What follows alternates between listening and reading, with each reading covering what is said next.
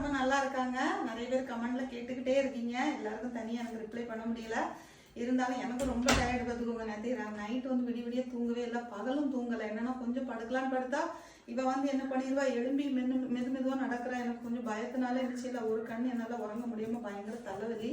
அது மட்டும் இல்லாமல் பிள்ளைக்கு வந்து ஒரு இன்ஜெக்ஷன் இருக்குது சரிங்களா. அதனால இன்னைக்கு 6 மணிக்கு அப்பாயின்மெண்ட்டு டைம் ஆயிடுச்சு. அதனால நாங்கள் வந்து இப்போ பாப்பாவை தூக்கிட்டு மீண்டும் ஆஸ்பத்திரிக்கு போகிறோம். அடுத்த வீடியோவில் என்னன்னு சொல்கிறேன் சரியாங்க. யாரும் கவலைப்படாதீங்க, பாப்பா ரொம்ப நல்லா இருக்காங்க. மத்தியானம் கொஞ்சமாக தான் சாப்பிட்டாங்க, டேப்லெட்டும் கொடுத்தேன், நல்லா தூங்குனாங்க. ஆனால் இட நேரத்தில் என்னென்னா மெதுவாக எழும்பி கொஞ்சம் நடக்க ஆரம்பிச்சிருக்கா.